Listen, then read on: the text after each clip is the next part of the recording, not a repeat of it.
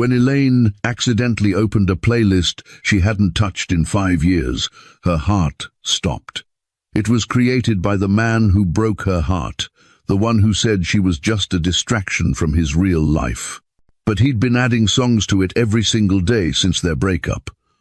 1,825 songs for 1,825 days without her. The most recent song was uploaded yesterday at 3:47 in the morning. Then she saw the notification that made everything change. Nicholas Hale is currently listening to this playlist. Hello, beautiful Pride family. Welcome back to another enriching story. Your unwavering support means the world to me, and I'm committed to bringing you even more heartwarming stories as I continue to grow and evolve every day. If you're joining us for the first time today, please drop a comment letting us know where you're tuning in from. Don't forget to hit that subscribe button to officially become part of our Pride family. Now, without further ado, let's dive into today's captivating story.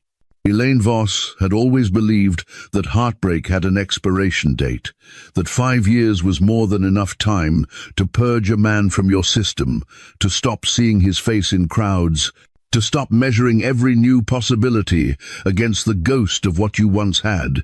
She was wrong. It was a Thursday night in late October when her carefully constructed immunity shattered. The rain hammered against the single window of her studio apartment in Brooklyn, the kind of relentless downpour that made the whole city smell like wet concrete and regret. She'd worked a double shift at the cafe. Her feet ached, her hands smelled like coffee grounds and cleaning solution, and she'd received her third rejection email from a Manhattan gallery that week. The message had been brief, clinical, devastating in its politeness.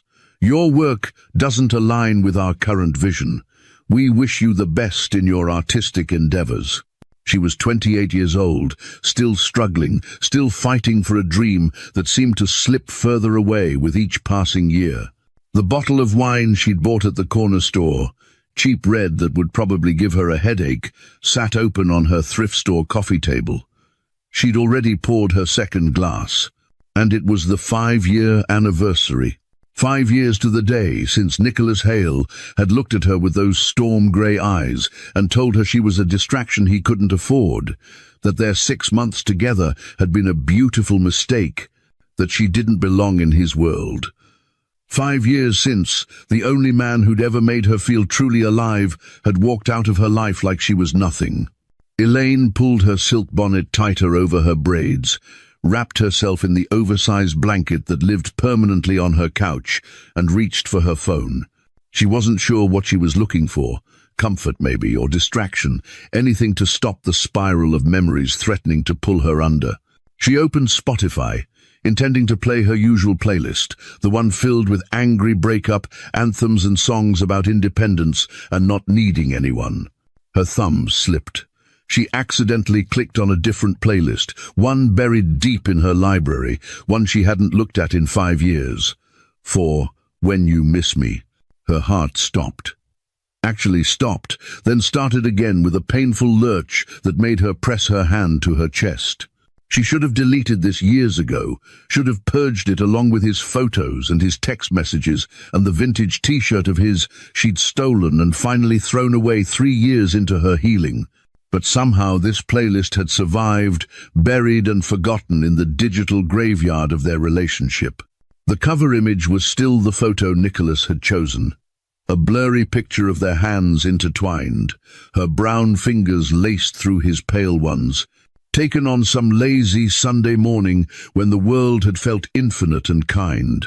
She could almost feel the texture of that moment, the warmth of his bed, the sound of rain, so similar to tonight, the way he'd kissed her knuckles and told her she was the most beautiful thing he'd ever seen. Stop, Elaine told herself. Stop doing this. But she was already scrolling through the songs.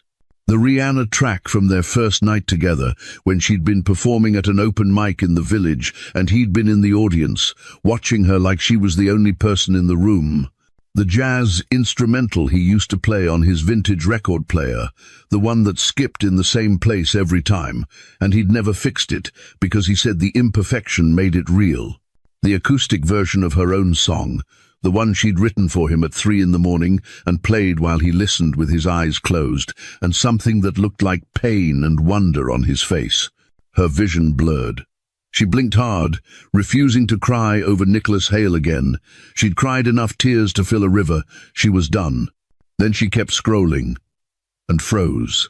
New songs, dozens of them, hundreds, all added after their breakup. Her hands started shaking so badly she almost dropped her phone. She checked the dates, her breath coming shorter with each swipe. Songs added 1 year ago, 2 years ago, 3 years ago. All the way back to the week after he'd ended things, a mournful ballad about losing something precious, dated 5 days after he'd walked away. This wasn't possible. This playlist was supposed to be a relic, a preserved moment in time from when they'd been together. But Nicholas had kept adding to it. For 5 years. The most recent song made her whole body go cold. Uploaded yesterday at 3:47 in the morning. A haunting ballad about regret and second chances. The kind of song you listened to when you couldn't sleep, when the weight of your mistakes pressed down on your chest until you couldn't breathe. Her fingers trembled as she clicked on the playlist description, something she'd never paid attention to before. The words on the screen made the room tilt. 1,825 songs for 1,825 days. Without you. I'm sorry, Elaine. I've always been sorry. One song for every single day they'd been apart. The wine glass slipped from her other hand, red liquid spreading across her already stained coffee table. She didn't notice. She was counting. Actually counting, her math degree from college finally useful for something besides calculating tips. 1,825 days. 5 years, exactly. He'd been keeping track, down to the day, adding a song every single day for 5 years. The walls she'd spent 5 years building, brick by careful brick, therapy session by therapy session, meditation and affirmations, and convincing herself that Nicholas Hale had been nothing but a cold billionaire who'd used her as a temporary distraction from his real life.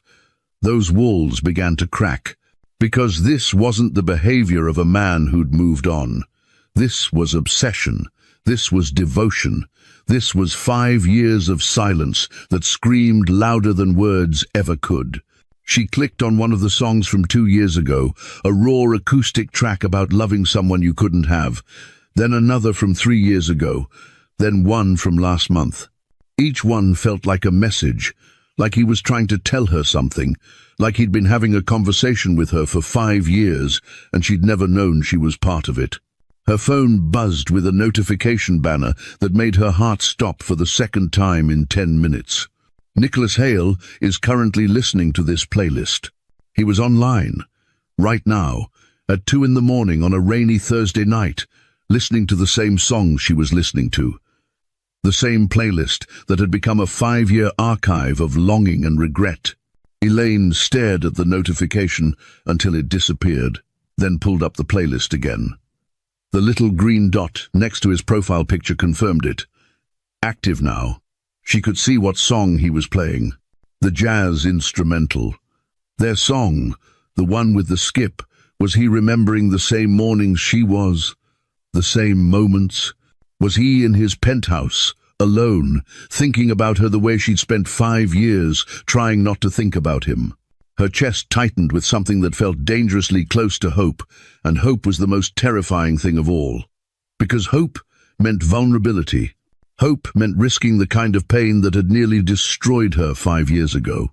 She scrolled to the bottom of the playlist, where there was an option to add songs. Her finger hovered over it. 5 years of silence. 5 years of convincing herself she was over him, that she'd moved on, that Nicholas Hale was just a beautiful mistake in her past. And yet, here she was, crying on her couch at 2 in the morning, realizing with absolute crushing certainty that she'd never stopped loving him. Not for a single day. Not for a single hour. The realization broke something open inside her. She'd dated other men, had even tried to fall in love again, But every single one of them had been measured against Nicholas and found wanting. None of them had looked at her art the way he had, like it mattered, like it meant something. None of them had listened to her music with that intense focus, like every note was precious. None of them had made her feel seen, truly seen, the way he had in those 6 perfect months before everything fell apart. She noticed something else as she scrolled back through the songs more carefully, her artist's eye-catching patterns. The songs from 3 years ago were different, darker, tracks about fighting battles alone, about pain, about fear. There were songs about hospital rooms and saying goodbye and preparing for the end. What did that mean? Then there was a gap. She noticed it now, a 3-month silence about 2 years ago where no songs had been added at all, complete radio silence. Then they resumed, but different somehow, more hopeful, less desperate, like something fundamental had changed. What had happened to Nicholas Hale in the past 5 years? What battles had he been fighting? What had he been trying to tell her through these songs? Her phone screen showed he was still active, still listening. They were connected in this moment, separated by the city but bound by the same memories, the same music, the same ache. The intimacy of it made her breath catch. This was the closest they'd been in 5 years, both of them alone in the darkness, reaching for the same pieces of their past. Before she could overthink it, before the wine courage wore off, Elaine clicked Add Song. She searched for a track she knew he'd understand, an angry anthem about betrayal and moving on, and added it to the playlist. Then she watched her phone, like it was a live grenade. 3 minutes passed, the longest 3 minutes of her life. Then the playlist updated. A new song appeared, a raw acoustic track about regret, about being sorry, about wanting to take back every mistake. He'd responded. After 5 years of silence, after 1,825 days of adding songs into the void, Nicholas had seen her addition and responded. They were communicating, through music, through the only language that had ever really worked for them. They were finally having the conversation they should have had 5 years ago. Her hands shook as she added another song. Something defiant about not looking back, about being strong, about survival. He responded within 2 minutes this time. A song about unfinished love, about stories that weren't supposed to end, about finding your way back. The exchange became fevered, desperate. Her adding songs about independence and healing. Him adding songs that sounded like apologies set to music, like prayers, like a man drowning and reaching for shore. 20 songs passed between them in an hour. The sun would be up soon. She had to work in 5 hours. None of it mattered. Then the playlist updated with something that made her whole world tilt. Not a song, a voice memo. Elaine stared at it for a full minute before she found the courage to click play. Then Nicholas's voice poured through her phone speakers, deeper than she remembered, rougher, thick with emotion, and she was 23 years old again, listening to him talk about art and music and dreams while the world stood still. Elaine, I know you're listening. I know I don't deserve a response. I know I have no right to ask anything of you after what I did.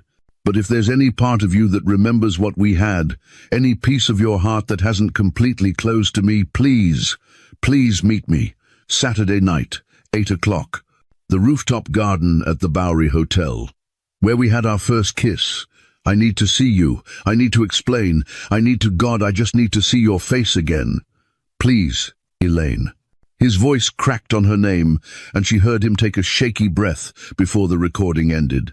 She played it again, and again, and again, listening not just to the words but to what lived beneath them. Exhaustion, loneliness, a kind of bone-deep weariness that spoke to years of suffering. This wasn't a man who'd forgotten about her and moved on.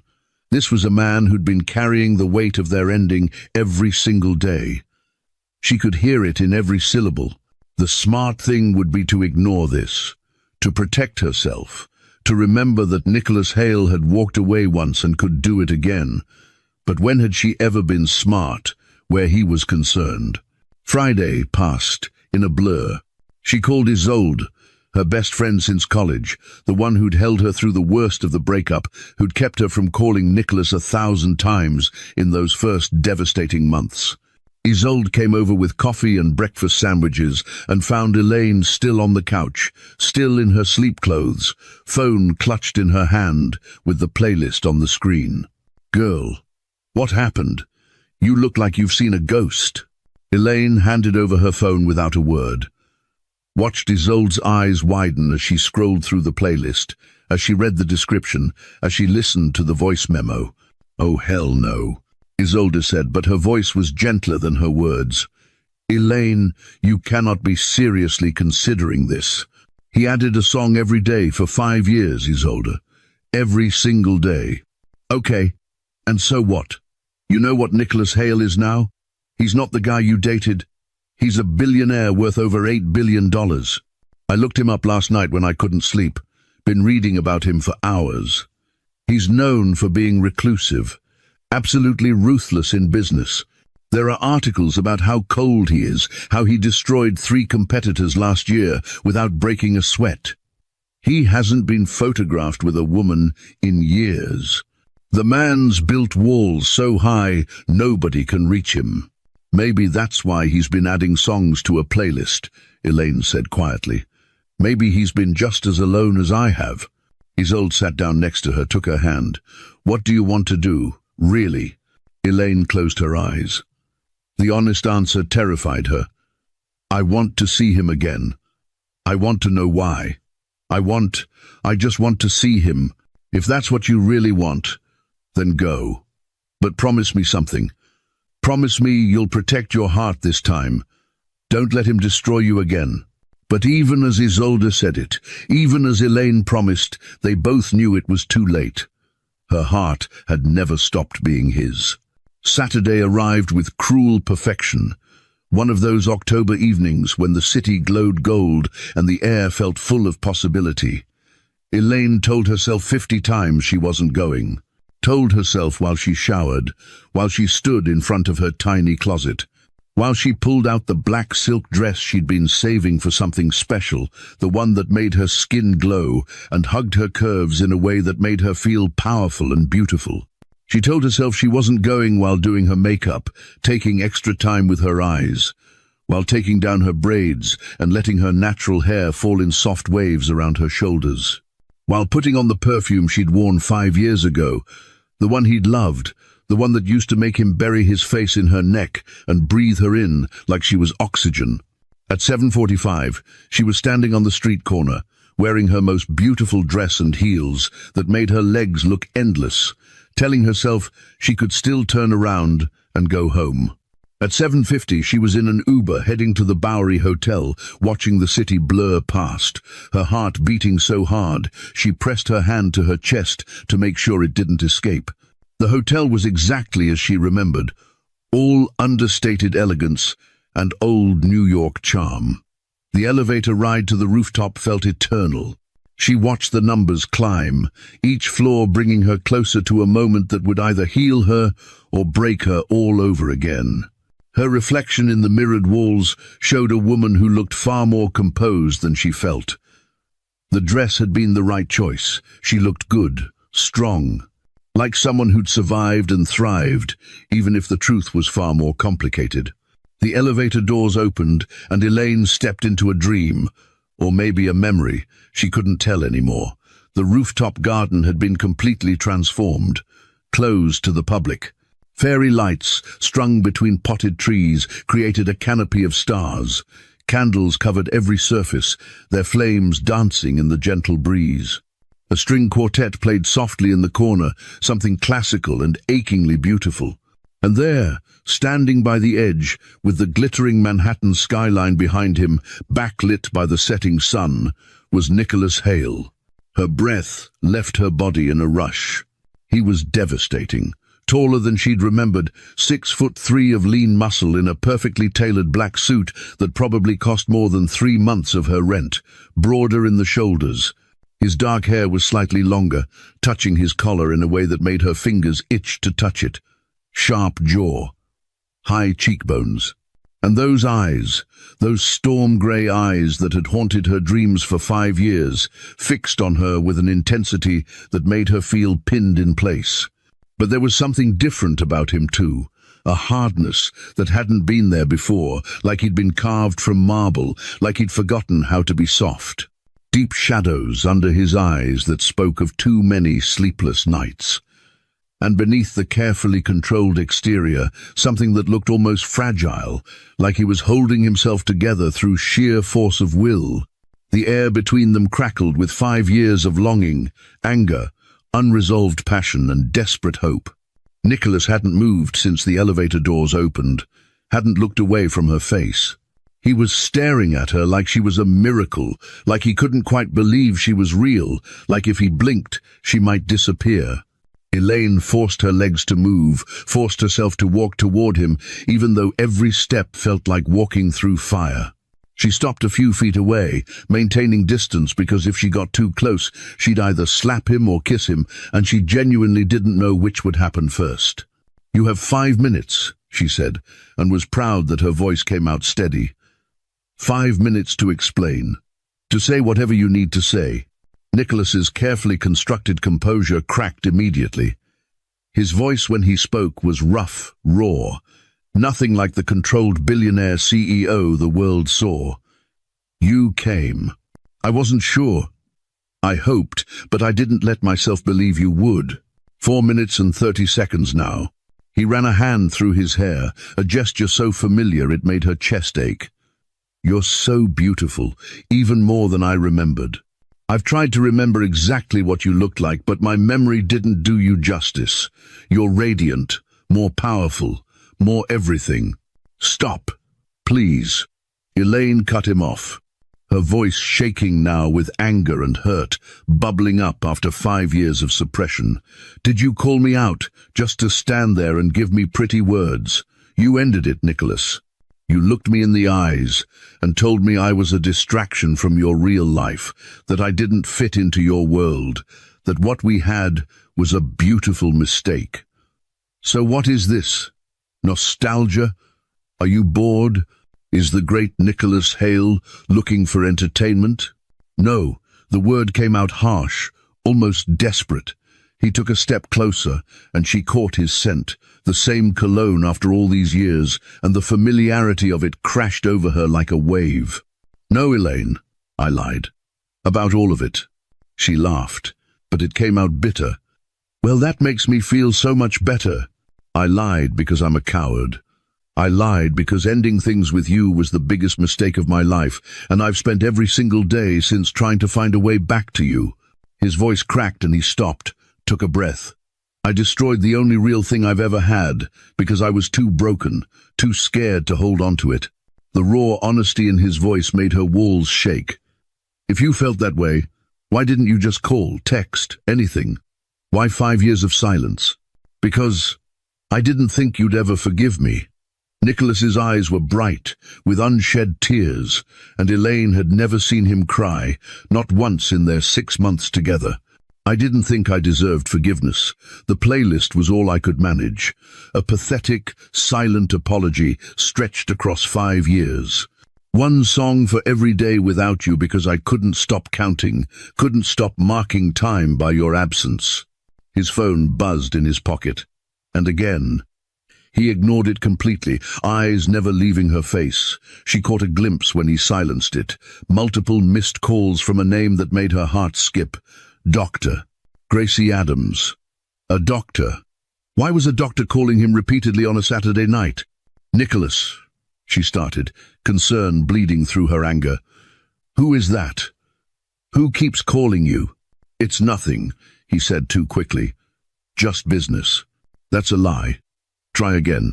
Before he could answer, the string quartet shifted into a new song, and Elaine's heart nearly stopped for the 3rd time that night. Their song, the jazz instrumental from his record player, the one with the skip. He'd arranged for them to play their song. Nicholas extended his hand, palm up, and his voice was barely a whisper. "Dance with me, please. Just one song." This was a mistake. She knew it with absolute certainty. Knew that taking his hand would undo all the healing, would bring down every wall she'd built. But she did it anyway, let her palm slide against his, and gasped at the electricity that shot through her entire body at the contact. His hand closed around hers like she was precious, like she was the only thing keeping him tethered to earth. They moved together, and it was like no time had passed at all. His other hand settled on her waist, burning through the silk of her dress. Her free hand came up to his shoulder. They swayed slowly to the music, not really dancing, just holding each other, and Elaine felt her resolve crumbling with every second. "Why did you really end it?" she asked against his chest, her head somehow having found its way to rest there, his heart thundering beneath her ear. "What were you protecting me from?" Nicholas tensed against her, every muscle going rigid.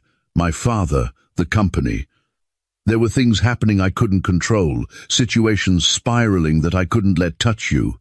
I thought I was doing the right thing, keeping you safe from the darkness of my world." Elaine pulled back to look at him, and her eyes were blazing. "You didn't protect me. You made the choice for both of us. Decided I was too fragile, too weak to handle your life. That's not protection, Nicholas. That's control. That's arrogance." He flinched like she'd struck him, actual pain crossing his face. "You're right. You're absolutely right. I was arrogant and stupid and convinced myself you'd move on, find someone better, someone who could give you a normal life, someone who deserved you. And what were you going to do?" Elaine's voice broke, tears finally spilling over. "Just torture yourself with a playlist forever? Add songs and pretend that was enough?" "Yes," Nicholas said simply, and the honesty of it stole her breath. "The playlist was all I had left of you, all I allowed myself to have. Every song was a conversation I couldn't have. Every lyric was something I needed to say but didn't have the courage to. I'd listen to it and pretend you could hear me. Pretend you knew that not a single day passed where I didn't think about you, miss you, love you." The song ended, but they didn't separate. They stood inches apart, his hand still on her waist, her hand still in his, both of them breathing hard like they'd run a marathon instead of swaying to music. Nicholas's eyes dropped to her lips. His voice was barely a whisper. "Tell me you didn't feel it too. Tell me the last 5 years weren't as empty for her as they were for me. Tell me you don't still feel this connection burning between us." Elaine couldn't. The truth was written all over her face. "I hate you for still making me feel this way. I hate that 5 years, and therapy and meditation and every self-help book written hasn't made me immune to you." "Then hate me," Nicholas said, and his voice was raw and desperate and real. "Use me to purge every angry feeling, but please, Elaine, please let me try to earn you back. Let me prove this isn't nostalgia or boredom. Let me show you that you've been the only thing that mattered for 5 years. Just let me try." His phone rang. Actually, rang, shattering the moment. Nicholas looked at the screen, and all the color drained from his face. He looked up at her, conflict written in every line of his body. "I have to take this. I'm sorry, I have to." He walked to the far side of the rooftop, and Elaine watched him answer, watched his entire body go rigid. She couldn't hear the conversation, but she could see him run a hand through his hair in agitation, could see his jaw clench, could see him pace like a caged animal. When he returned several minutes later, he was visibly shaken, the vulnerability from before locked behind walls again. "I have to go," he said, and the words seemed to cause him physical pain. "Early meeting tomorrow." "I'm sorry, You're lying," Elaine said flatly. "That wasn't about business." "I can't," Nicholas started, then stopped, his eyes closed briefly. "Please trust me. There are things I need to handle, things I will explain, but not tonight. Not like this." The dismissal stung worse than she expected. This was it. History repeating itself, him pulling away, shutting her out, deciding what she could and couldn't handle. She turned toward the elevator, blinking back tears. "Elaine, wait." She stopped, but didn't turn around. "Can I see you again? Tomorrow? The day after? Every day? However you'll allow it?" She should say no, should protect herself, should walk away with her dignity intact. Instead, she turned back and found him watching her with such desperate hope it made her chest ache. Give me one good reason why I should risk my heart again. Nicholas's answer was simple and devastating. Because I love you, have loved you every single day since we met, loved you through the breakup, loved you through 5 years of silence. Will love you until the day I die. Nothing has changed that. Nothing could. Pretty words aren't enough anymore, Elaine said, but her voice was softer now. I'm not the naive 23-year-old girl you left. I've been hurt. I've rebuilt myself. I've learned to protect my heart. Then let me prove it, Nicholas said, taking a step toward her. Let me show you this is real. An idea formed, reckless and probably stupid, but she was already here, already invested, already falling. You want me back? Fine. You have 1 month to prove it, but we do it my way. His eyes flashed with interest. Your way? No private jets, no expensive restaurants, no billionaire lifestyle. If you want me, you exist in my world, my Brooklyn apartment, my struggling artist life, my real world. We'll see how long the great Nicholas Hale lasts living like a normal person. Something dark and possessive crossed his face. He closed the distance between them in 2 strides. I'll live in a cardboard box if it means being near you. I'll give up every luxury, every comfort. None of it has ever meant anything without you anyway. He caught her hand, turned it over, and pressed a slow, deliberate kiss to her palm. The touch of his lips against her skin sent fire through her veins. You have 1 month to try resisting me, but I already know how this ends. How? Elaine breathed, caught in the intensity of his gaze. With you in my arms, in my bed, in my life. Forever. When I commit to something, I don't lose. And I've never been more committed to anything than winning you back. She pulled her hand away, heart racing. We'll see. Monday morning, she said, backing toward the elevator. 6 a.m. If you're serious, you'll be at my apartment. I'll text you the address. I'll be there, Nicholas said. I'd cross fire to be there. The elevator doors closed on his face, and Elaine slumped against the wall, shaking. As the car descended, she pulled out her phone and looked through the rear window, watching the rooftop through the glass elevator shaft. A sleek, black car pulled up. A woman stepped out, elegant, professional, around 45, carrying a medical bag. She approached Nicholas with obvious concern, touching his arm, speaking urgently. Nicholas's whole posture changed, becoming almost defeated in a way Elaine had never seen. The woman was clearly Dr. Gracie Adams. But why did Nicholas need a doctor? And why did he look so exhausted, so fragile as he talked to her? Worry eclipsed Elaine's anger. Something was wrong. Something he wasn't telling her. Monday morning arrived cold and grey, the kind of November morning that made summer feel like a dream. Elaine woke at 5:30, having barely slept. She'd changed her sheets, cleaned her tiny studio apartment until it gleamed, then felt stupid for caring what Nicholas thought of her space. This wasn't about impressing him. This was about making him see her real life. The one without penthouses and private cars and unlimited resources. At 5:59, she was pacing, wearing old jeans and an oversized sweater, her hair in a simple ponytail, no makeup. If he wanted her world, he got the real version. At exactly 6 a.m., a knock sounded on her door. She opened it to find Nicholas, standing in her hallway wearing jeans and a simple black t-shirt. She'd never seen him in anything but designer suits. The jeans fit him perfectly. The t-shirt stretched across shoulders that seemed broader than she remembered. His hair was slightly damp, like he'd just showered, and he was holding 2 coffees from her favorite corner shop and a bag of bagels. "How did you know my coffee order?" she asked, taking the cup he offered. "I remember everything about you, Elaine. You take it with cream and 2 sugars. You like everything bagels with plain cream cheese. You drink orange juice in the morning, but only if it has pulp. You hate pulp-free. You say it's a crime against citrus. You listen to jazz when you paint and indie when you write music. You hum when you're concentrating. Should I continue? She stared at him, heart doing something complicated in her chest. That was 5 years ago. There are some things you don't forget, he said. Thus began the most surreal month of Elaine's life. Nicholas showed up every morning at 6 a.m. with coffee, learning the new details of her routine, the ways she'd changed, syncing his billion-dollar empire schedule to her struggling artist life. He'd work from her apartment until she left for her shift at the cafe. Then he'd follow.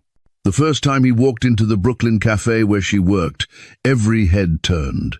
He was too polished, too expensive looking even in casual clothes, like a panther walking into a room full of house cats. He ordered a black coffee, left a $20 tip that made Elaine hiss at him in warning, and settled into the corner booth with his laptop. She watched him throughout her shift, this man who ran a multi-billion-dollar empire, conducting video conferences with Tokyo and London from a cramped booth in Brooklyn while she served tables. He looked up every few minutes to find her, like he needed to confirm she was still there, still real. On day 3, he carried her art supplies to a pop-up gallery showing in Bushwick, stood quietly in the corner while she set up her pieces, pride radiating from him in waves. When the gallery owner, a pretentious man in his 50s with a goatee and black turtleneck, cruelly dismissed her work as derivative and uninspired, Elaine watched Nicholas's hands curl into fists, watched his jaw clench so tight it must have hurt. But he didn't intervene, didn't pull out his wallet or make threats or use his power. He let her handle it herself, watched her defend her art, hold her ground, stand up for herself. Only later, in her apartment, did he pull her into his arms while she cried angry tears. "He's a fool," Nicholas said against her hair. "Your work is extraordinary. That piece with the fractured mirrors reflecting different versions of the same face, that's genius. That's pain and beauty and truth all at once. He wouldn't know real art if it hung itself in the Guggenheim." "You're biased," she said, but didn't pull away from his embrace. "Absolutely. I'm completely, helplessly biased toward everything you create." By the end of week 1, Nicholas had taken the subway with her 17 times. She watched this germophobic billionaire stand in crowded cars, clearly uncomfortable but doing it anyway, because it was her world. He'd hold the pole with one hand and her with the other, his body curved protectively around hers when the train got too packed. Week 2 brought small changes she tried not to notice. He started keeping a toothbrush at her apartment, left a charger by her bed, bought groceries without being asked, and learned to cook simple meals in her tiny kitchen. She'd come home from work to find him chopping vegetables, classical music playing from his phone, looking more at peace than she'd ever seen him in any penthouse. They talked for hours, late into the night. He asked about her music, remembered every detail she shared, listened to rough cuts of new songs, and gave thoughtful feedback. He supported her dreams without trying to fix everything with money, though she noticed small things, the guitar strings that appeared on her keyboard, the art supplies that restocked themselves, the flyer for a songwriter's workshop with a sticky note in his handwriting that just said, "You should do this." But there were cracks in the facade.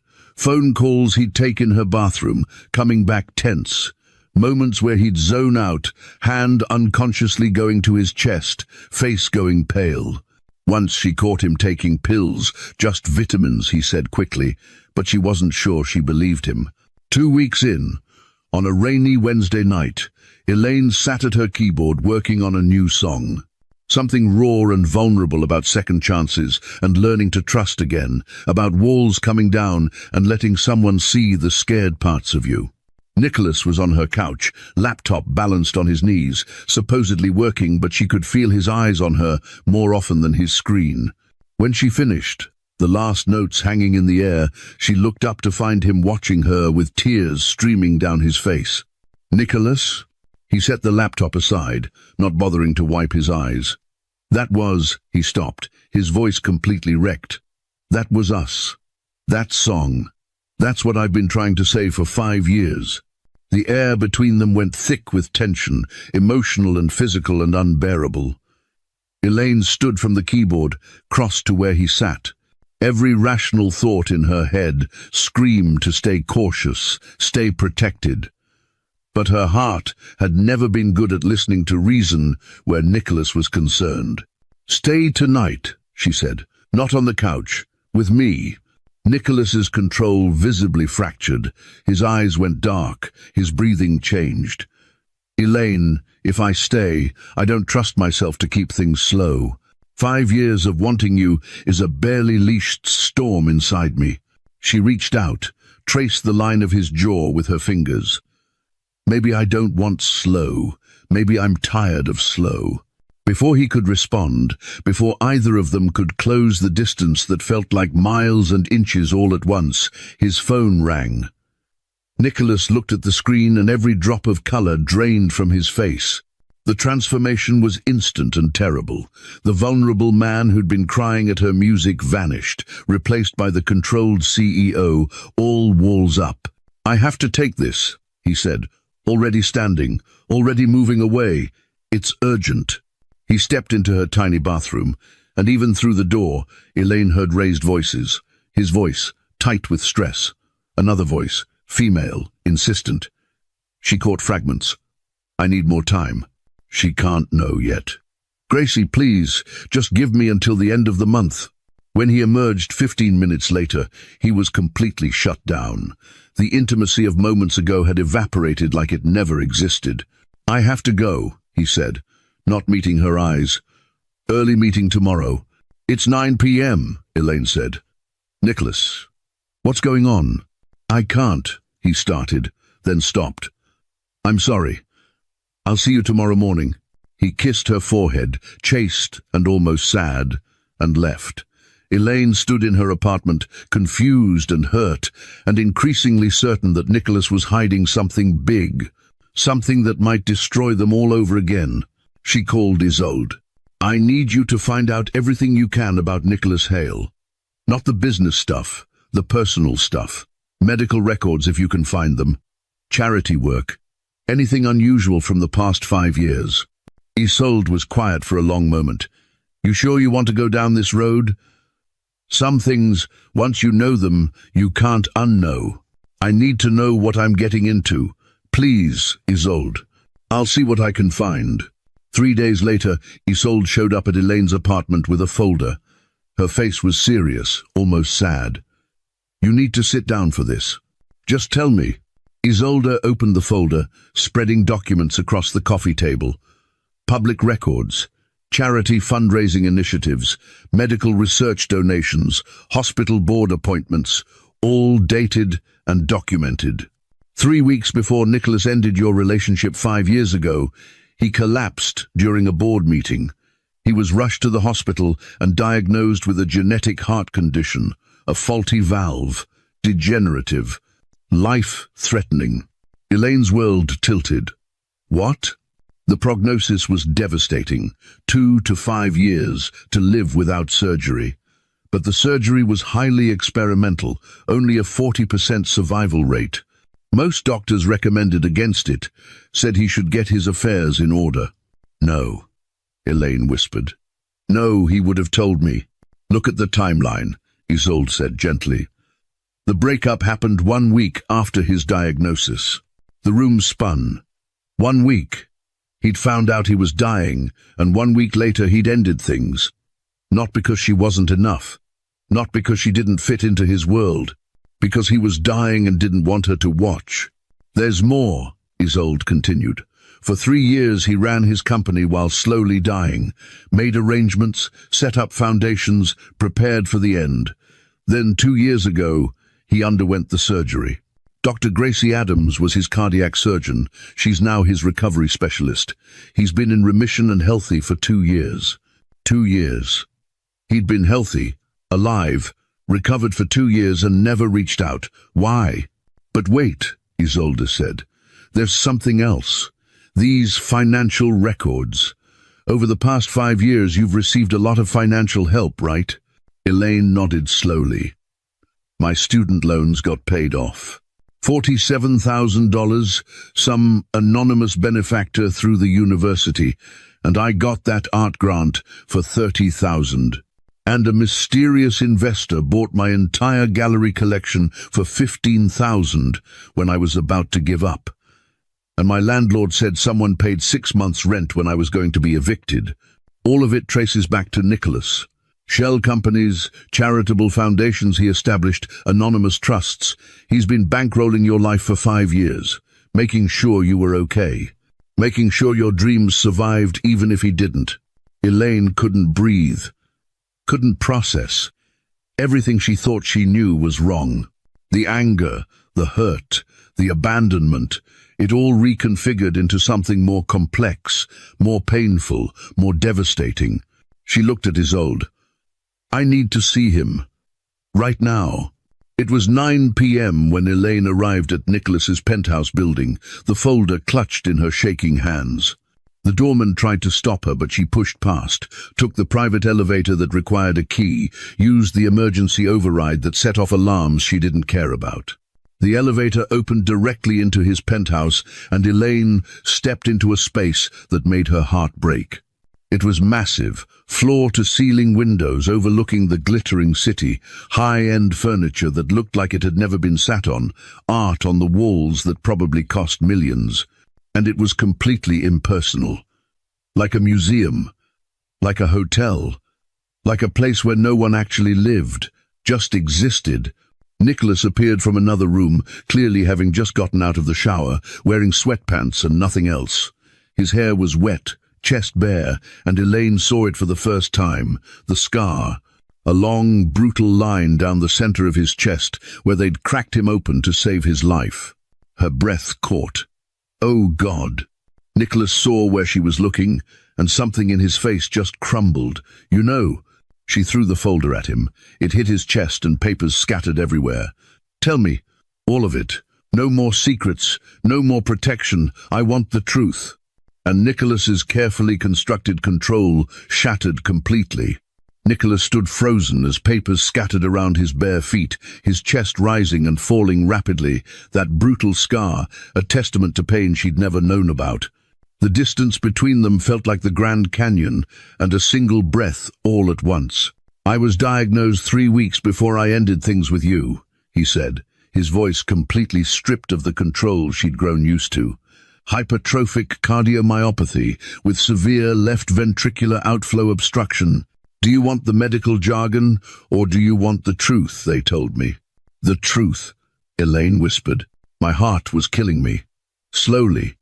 The valve was faulty, genetic, degenerative. They gave me 2 to 5 years without intervention, with surgery, experimental surgery that had killed more patients than it saved. I had a 40% chance. 40%, Elaine. The odds of me dying on that table were higher than the odds of me surviving. She pressed her hand to her mouth, tears already streaming. You were 23 years old, brilliant and full of life, and so goddamn beautiful it hurt to look at you. We'd been together 6 months, 6 perfect months, where I got to pretend I was normal, that I was just a man falling in love with an extraordinary woman. Then my body decided to remind me that nothing good in my life gets to last. Nicholas, she started, but he kept going, words pouring out like a dam had broken. I had a choice. Tell you I was dying and watch you sacrifice your entire future to play nurse to a man who probably wouldn't see his 35th birthday. Watch you give up art school, give up your music, give up everything you were meant to become, so you could sit by a hospital bed and hold my hand while I deteriorated, or lie. Tell you that you didn't fit into my world, that you were a distraction, make you hate me enough to move on and live the life you deserved.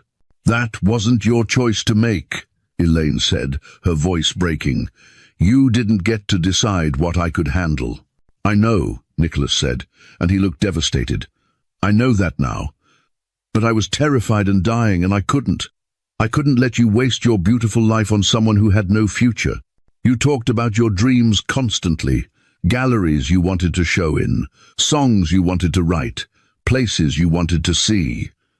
How could I trap you in my tragedy? So you just left, she said, broke my heart and left. Breaking your heart was the hardest thing I've ever done. Harder than the surgery, harder than thinking I was going to die. Because I had to look at you and lie. Had to watch your face when I told you that you didn't matter, that what we had wasn't real. Had to walk away while you cried and not turn back. The student loans, Elaine said, her anger flaring through the grief. The grants, the mysterious investor, the rent payments. You've been controlling my life for 5 years. Nicholas flinched. Not controlling. Never controlling. But you were going to quit art school when we were together, remember? You told me you couldn't afford it anymore, that you were going to work full-time. I couldn't let that happen. So yes, I used my money to make sure you got the education you deserved, the opportunities you'd earned. I broke your heart, but I wasn't going to let you break your dreams. Without asking me, without telling me. Do you know how that feels? Finding out that every success I've had might have been bought. No, Nicholas said sharply, stepping toward her. No, Elaine. I gave you opportunities, but your talent is your own. Your art is your own. Your success is because you're extraordinary, not because of my money. I just made sure financial barriers didn't stop you from showing the world what you could do. You had the surgery 2 years ago, she said, and this was the part that hurt most. 2 years, Nicholas. You've been healthy and alive and in remission for 2 years.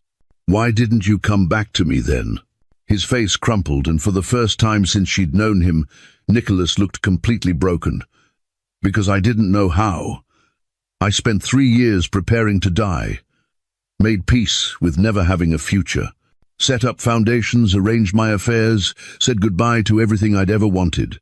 When I survived, when I woke up from that surgery and they told me I was going to live, I didn't know how to come back to life. What does that mean? It means I was a coward, Nicholas said, his voice raw. It means I'd spent 3 years convincing myself you'd moved on, found someone better, someone who could give you the normal life I never could. It means I was too ashamed to face you after what I'd done, too broken to hope you'd ever forgive me. The playlist was all I could manage. Adding songs every day, hoping somehow you'd feel my love across the distance, knowing it wasn't enough, but unable to do more. Elaine was crying openly now, grieving for what he'd gone through alone, angry about the secrets, heartbroken that they'd lost years they could have had. I should have been there. For the surgery, for the recovery, for all of it. That's exactly why I didn't tell you, Nicholas said, because you would have been there, would have put your entire life on hold for me, and I loved you too much to let you do that. Love, she said bitterly. You call that love? Yes, he said simply. Letting you go was the most loving thing I've ever done. It was also the stupidest, because I didn't account for the fact that I'd never stop loving you. That 3 years of dying wouldn't kill it, that 2 years of recovery wouldn't heal it, that 5 years of distance wouldn't diminish it. You've been the only thing that mattered every single day. She wanted to hit him and hold him in equal measure. Wanted to scream at him for the lost time and thank him for trying to protect her and curse him for thinking she needed protection. The complexity of it was overwhelming. I need time, she said, to process this. All of it. The hope that had been building in his eyes died. How much time? I don't know, she said honestly. It's too much, Nicholas. She turned toward the elevator, and his voice stopped her, desperate and wrecked. I have loved you every single day, Elaine. Dying didn't stop it. Living hasn't stopped it. Nothing will ever stop it. You've been my first thought every morning and my last thought every night for 5 years. If you need time, take it. Take all the time you need. But please, please know that I'm not going anywhere. Not again. Not ever. Elaine didn't turn around. Couldn't. Because if she looked at him, broken and bare and scarred in the middle of that cold penthouse, she'd crumble. The elevator doors closed on his devastation and hers. She spent 3 days in her apartment, blinds closed, phone on silent, alternating between crying, rage, and listening to the playlist on repeat. Every song took on new meaning now. They weren't just regret, they were goodbye songs, love songs from a man who thought he'd never see her again. The weight of his suffering, the 3 years he'd spent preparing to die while still thinking of her, adding songs like prayers, it crashed over her in waves. Isolde came and went, bringing food Elaine didn't eat, sitting in silence because there were no words for this kind of pain. On the 4th day, Elaine finally spoke. He went through surgery alone. Isolde nodded. Yeah, he did. Recovered, alone. Has been living in that empty penthouse, too broken to reach out, too scared to hope. Also true. I've been so angry about being abandoned that I never considered what it cost him to leave. He lied to you. Took away your choice. Those are real hurts, Elle. But so is what he went through. Both things can be true. Elaine looked at her friend. I still love him. After everything, I still love him. I know, baby. I know. Isolde made calls, talked to Nicholas's assistant, and reported back. He's gone to his estate in the Catskills, the place he goes when the world becomes too much. He's been there since you left. Elaine made a decision. She borrowed Isolde's car and drove north, watching the city give way to trees, to mountains, to snow that had started falling in soft, fat flakes that blanketed the world in quiet. The estate was massive, a modern glass and stone structure that somehow felt abandoned despite its beauty. She found Nicholas on the back terrace overlooking a frozen lake, wearing just a black sweater despite the cold, staring at nothing. You're going to freeze to death, she called out. After all that medical intervention, it would be a terrible waste. Nicholas turned, and the hope and fear and desperate longing on his face nearly broke her. He whispered her name like a prayer, like he couldn't believe she was real. Elaine walked toward him slowly, snow crunching under her boots. You're an idiot. A noble, self-sacrificing, infuriating idiot. You should have told me, should have let me love you through it, should have trusted me with the truth. I know, Nicholas said. Elaine, I know, I'm sorry, Stop, she interrupted. I understand why you did it. I hate it. I hate that you made that choice alone. I hate that we lost 5 years. I hate that you went through surgery and recovery without anyone holding your hand. But I understand. His breath caught. Does that mean? It means if we move forward, and that's an if. You don't get to make those choices for me anymore. No more secrets. No more protecting me from hard things. We're partners or we're nothing. Partners, Nicholas repeated, like the word was sacred. Yes, anything, whatever you need. Even secrets about how desperately you love me? Elaine asked, and there was the smallest hint of softness in her voice. Nicholas's answering smile was tentative. Especially those. I have so many of those secrets, Elaine.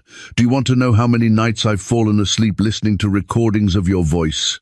How I've kept every photo, every video, every scrap of our time together? You kept recordings? He looked almost ashamed.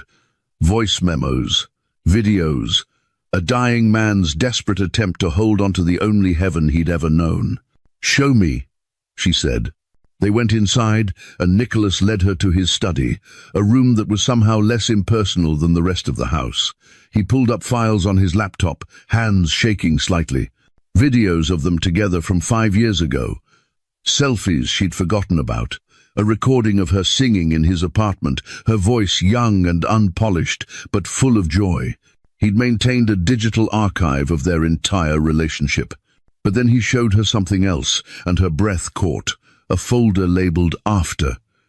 Inside were photos of her he'd taken from a distance over the past 5 years. Her at art shows, laughing with Isolde. Performing at open mics, head thrown back in song.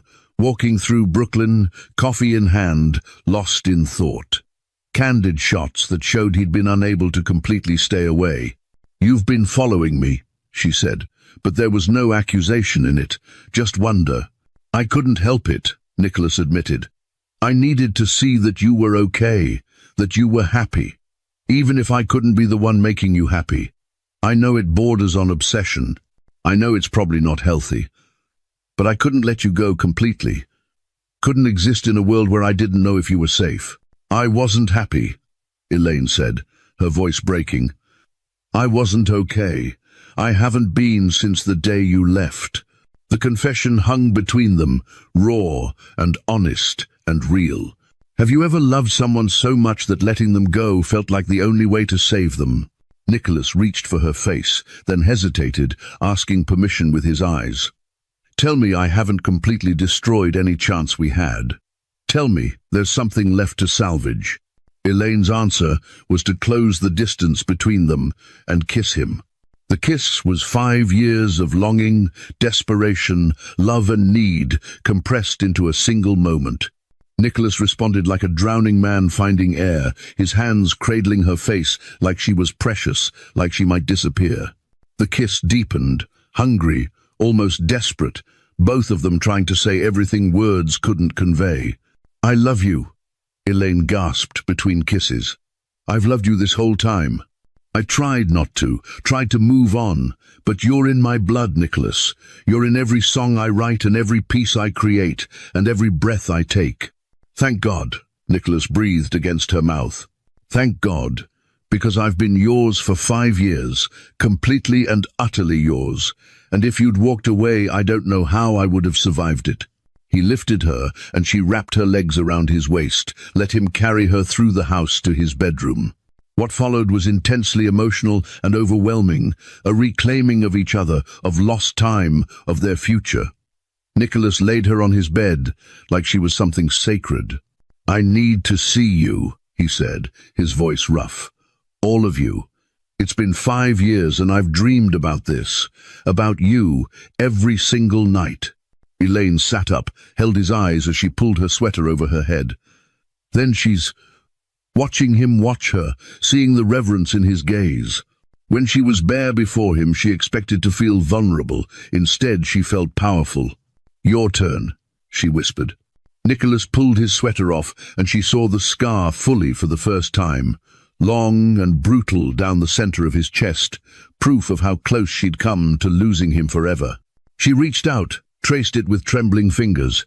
Does it hurt? Not anymore. Not physically.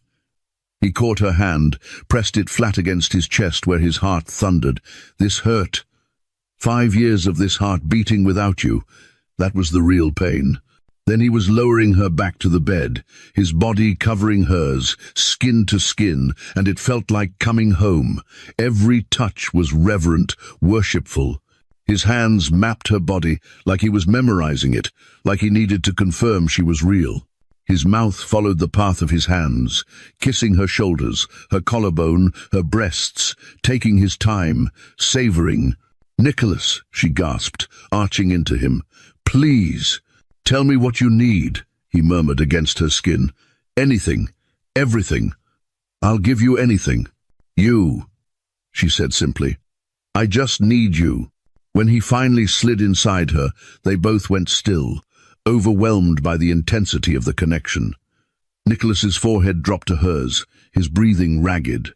I've missed you, he said, and his voice was wrecked. God, Elaine, I've missed you so much. They moved together slowly at first, relearning each other, but the 5 years of longing couldn't be contained. The pace increased, became desperate, almost frantic. Nicholas's hands gripped her hips hard enough to leave marks, and she wanted them, wanted proof tomorrow that this was real. Look at me, he demanded, and when her eyes met his, the intensity there stole her breath. I love you. Do you hear me? I love you. You're mine and I'm yours, and nothing is ever going to separate us again. Yes, she gasped, feeling herself climbing towards something inevitable. Yes, my love. Yes. When she shattered, he followed immediately after, her name a broken prayer on his lips. They collapsed together, tangled and gasping and whole, for the first time in 5 years.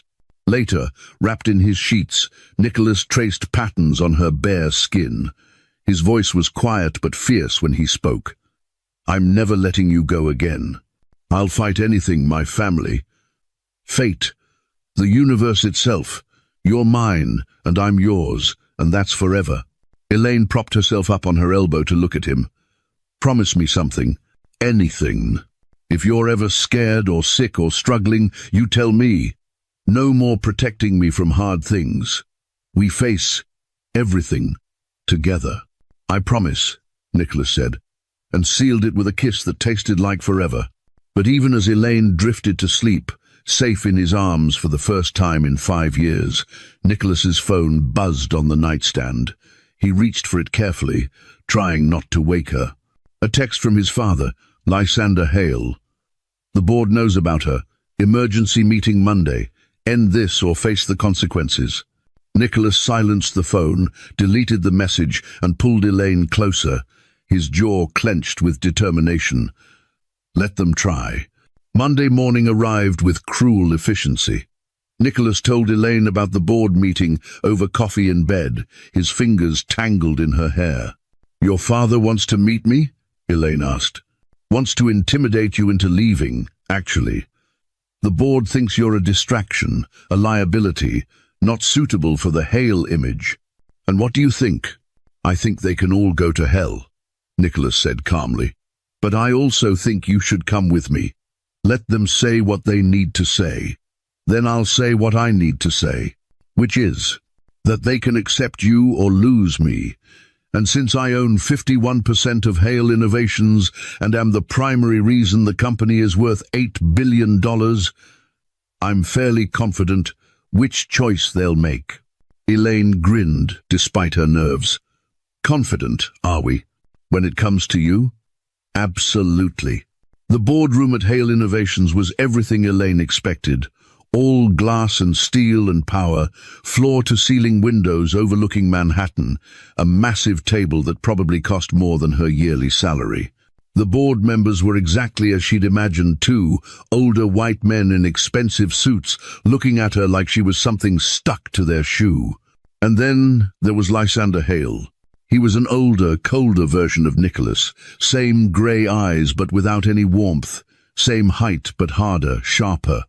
He looked at Elaine like she was a problem to be solved. Miss Voss, Lysander said, not bothering with pleasantries. I'll be direct. My son has responsibilities to this company, to the Hale legacy. This relationship is inappropriate and needs to end. Inappropriate how? Elaine asked calmly, even though her heart was racing. One of the other board members, a man with silver hair and a condescending smile, leaned forward. Miss Voss, you're a struggling artist with no significant income or assets. The optics of our CEO dating someone of your, shall we say, economic status raises questions about motivations. You think I'm after his money, Elaine said flatly. Are you not? No, she said simply. I didn't even know Nicholas was sick. Didn't know about the surgery or the recovery. Certainly didn't know he'd been secretly funding my education. So if I was a gold digger, I was remarkably terrible at it. Another board member chimed in. Regardless of motivations, Nicholas needs to consider a more suitable match. We've been discussing a potential merger with Hartley Technologies. Their daughter, Victoria, would be an appropriate partner. Similar backgrounds, aligned interests. You mean similar bank accounts, Elaine said. Nicholas, who had been sitting silently, his hand resting on Elaine's knee under the table in a gesture of support, finally spoke. Are you finished? Son, Lysander started, but Nicholas stood, slowly, every inch of him radiating controlled fury. I am not your son right now. Right now, I'm the CEO of this company and the majority shareholder. So I'd suggest you listen very carefully to what I'm about to say. The room went deathly silent. For 5 years I did what you wanted. Ran this company.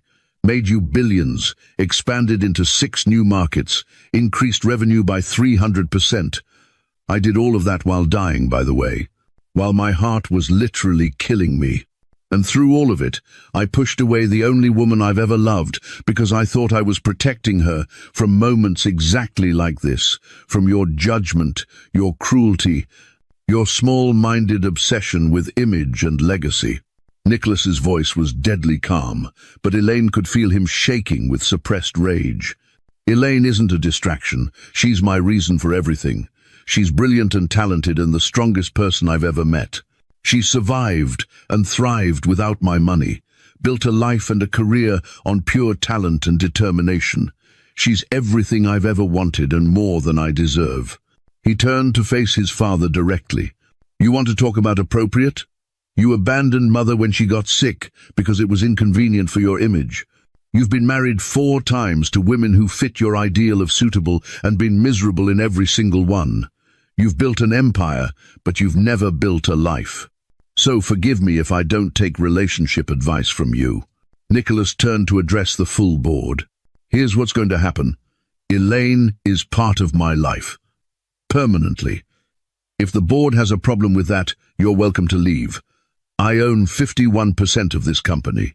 I am Hale Innovations, and I'm done apologizing for choosing happiness over your outdated ideas of propriety. Lysander stood, face red with fury. You're making a mistake. The only mistake I made was waiting 5 years to stand up to you, Nicholas said. Now, if you'll excuse us. He took Elaine's hand and walked out of the boardroom without looking back. In the elevator, Elaine saw how much that had cost him. He was shaking, the adrenaline and emotion catching up. She pulled him into her arms. I'm so proud of you, she whispered. That was brave. I should have done it 5 years ago, Nicholas said against her hair. Should have chosen you over everything else. You're choosing me now. That's what matters. As they left the building, Elaine caught sight of Lysander standing by the windows, watching them go. For just a moment their eyes met. Then Lysander did something unexpected. He nodded once, barely perceptible. Not approval exactly, but acknowledgement. Then he turned away. 3 days later, Nicholas asked Elaine to meet him at Bethesda Fountain in Central Park. It was a Saturday afternoon, one of those perfect November days where the sun was bright and the air was crisp and the leaves were still clinging to gold. She arrived to find a crowd gathered and her heart started racing. A stage had been set up, a full orchestra was assembling, tuning instruments. What was happening? Then she saw Nicholas step onto the stage, microphone in hand, and her world tilted. This was his nightmare. Public attention, emotional vulnerability, the exact opposite of his reclusive nature. But he was doing it anyway. Excuse me, everyone. Nicholas's voice boomed through the speakers. Can I have your attention, please? The crowd quieted, phones already coming out to record. My name is Nicholas Hale, and 5 years ago I made the worst mistake of my life. I let fear and pride take the most important person from me. I've spent every day since trying to find my way back to her. Elaine's hands flew to her mouth. Her name is Elaine Voss, and she's standing right there. Nicholas pointed directly at her, and hundreds of heads turned. She's a brilliant artist and musician who deserves the world's recognition. She's been fighting for her dreams while I hid in penthouses and boardrooms. She's the bravest person I know, and she's given me a second chance I definitely don't deserve. The orchestra began to play, and Elaine recognized the opening notes. Their jazz song, the one with the skip. Then another song layered in, and another. A medley of songs from their playlist, orchestrated and beautiful and playing in Central Park for hundreds of strangers. Nicholas stepped down from the stage and walked toward her. The crowd parted like water. He dropped to one knee right there on the pathway, in front of hundreds of phones, recording what would be viral by evening. Elaine couldn't breathe. I'm done being afraid, Nicholas said, pulling out a small velvet box. Done hiding. Done wasting time. I want to spend the rest of my life making you happy, writing songs with you, building dreams together. He opened the box to reveal a ring that made her gasp. Vintage setting with a black diamond, because she'd never been traditional, surrounded by smaller stones that caught the light. Elaine Voss, will you marry me? The crowd held its collective breath. Phones recorded. The orchestra swelled. You're insane! Elaine said, tears streaming down her face. "This is crazy. We've only been back together for weeks." 5 years and 3 weeks, Nicholas corrected. "I never stopped being yours. This isn't sudden. It's 5 years overdue. So please, please, say yes." How could anyone say no to a love like this? How could she walk away from a man who'd loved her through dying, through recovery, through 5 years of distance, who'd stood up to his family, who'd gotten on his knees in front of the world, who'd orchestrated an entire proposal in Central Park despite hating public attention? "Yes," she said, and then louder so everyone could hear. "Yes, Nicholas. Yes." The crowd erupted in cheers. Nicholas stood, slid the ring onto her finger, and it fit perfectly because of course he'd found a way to know her size. Then he lifted her off her feet and kissed her while the orchestra swelled and the city watched and phones recorded their moment for the world to see. When they finally pulled apart, breathless and laughing, they were surrounded by strangers congratulating them. But Elaine caught sight of someone standing at a distance. Lysander Hale, watching with an unreadable expression. She tensed, expecting confrontation. But then Lysander nodded, the same small acknowledgement from before, and turned to leave. Some of the tension in Nicholas's shoulders released. Maybe, eventually, there could be peace. The wedding happened 3 months later on a private beach in the Hamptons. Intimate, just close friends and the family members who mattered. Isolde stood as maid of honor, tears streaming down her face from the moment the ceremony started. Elaine wore a simple white dress, backless and elegant, her natural hair crowned with fresh flowers. Nicholas wore a charcoal suit and cried openly when she walked down the makeshift aisle, completely undone by the sight of her. The ceremony was simple, heartfelt, perfect. When it came time for vows, Nicholas pulled out a piece of paper covered in his handwriting. "Elaine, every song I added to our playlist was a promise that I'd love you forever, that I'd find my way back to you, that you were worth fighting for. Today, I'm keeping those promises. I promise to face every hard thing with you, to never make decisions alone again, to love you in sickness and health for real this time. I promise to support your dreams, to listen to every song you write, to stand in galleries and watch you shine. I promise to be your partner in everything. And I promise that 5 years from now, 10 years, 50 years, I'll still be adding songs to our playlist, still finding new ways to tell you that you're my everything." Elaine's vows were simpler but no less powerful. "Nicholas, you've been my greatest pain and my greatest love. You've taught me that sometimes the bravest thing is letting someone in, even when you're scared, even when it might hurt. I promise to never let you suffer alone again, to hold your hand through every surgery, every fear, every hard day. I promise to face the world together, to build a life that's ours, not what anyone else expects.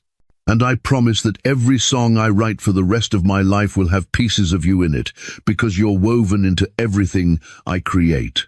When the officiant pronounced them married, Nicholas kissed her like it was the first time and the 1,000th time all at once, like she was air and he'd been holding his breath for 5 years. The reception was filled with music and laughter. At one point, Elaine saw Nicholas talking to Lysander in a corner. The conversation looked tense, but ended with an awkward handshake. Progress. 6 months after the wedding, the Elaine Voss Gallery opened in Chelsea.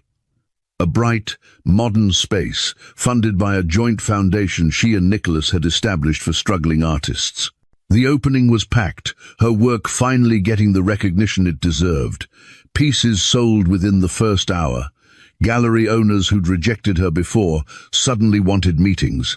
Nicholas stood in the back, watching her shine, pride radiating from every part of him. Lysander was there too, still stiff, still formal, but present. He stopped in front of one of Elaine's pieces, a large canvas showing a heart fractured but held together with gold thread. "Kintsugi," Lysander said, "the Japanese art of repairing broken things with gold." "Making the brokenness part of the beauty," Elaine agreed. "Not hiding the cracks, but highlighting them." Lysander looked at her for a long moment. You're good for him. I didn't want to see it, but you are. He's more himself with you than I've ever seen him. It was the closest thing to approval she'd ever get, and she'd take it.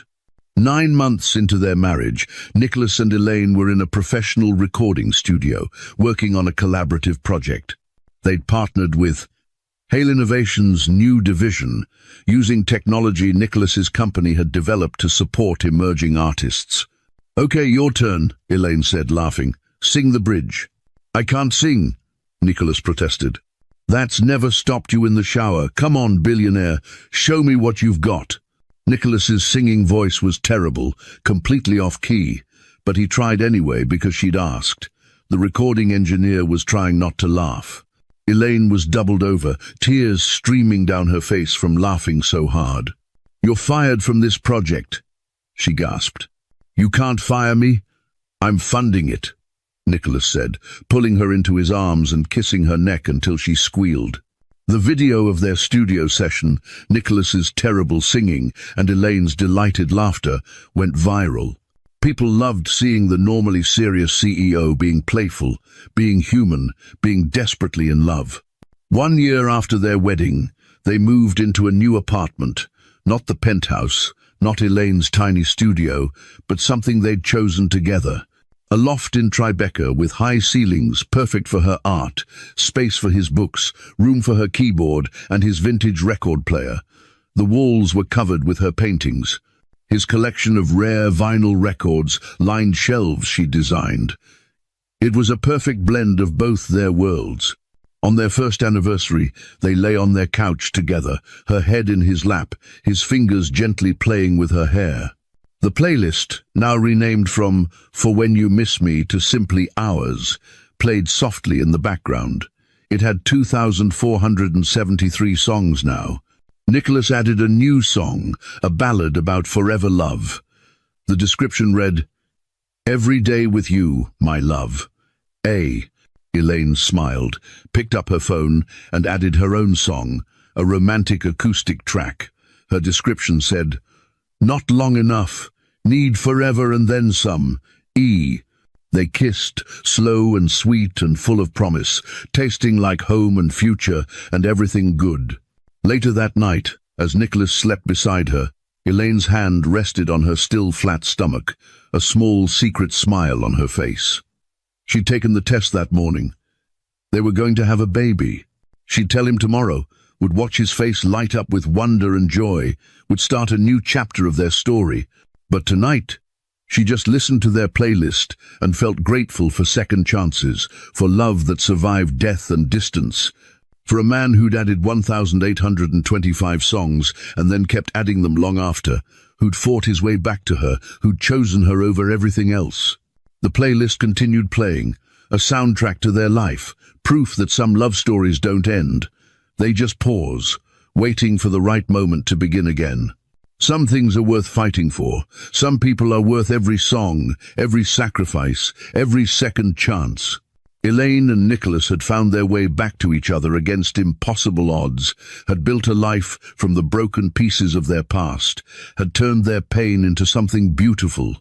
And it all started with a rainy Thursday night, a forgotten playlist, and a song added at 3:47 in the morning by a man who'd never stopped loving the woman who got away. Until she didn't get away anymore. Until she came back. Until their story, interrupted by fear and illness and terrible timing, finally got the ending it deserved. Not an ending, really. Just a new beginning with a soundtrack that would last forever. The end. If this story touched your heart, if you've ever believed in second chances or the power of love that refuses to give up, please subscribe to this channel. Share this story with someone who needs to hear that it's never too late to fight for what matters, that some connections transcend time and distance, that real love is worth every risk. Drop a comment below and tell me, would you forgive someone who left to protect you? I'll be reading every comment. Take care of yourself. I'll see you in my next story. Lots of love.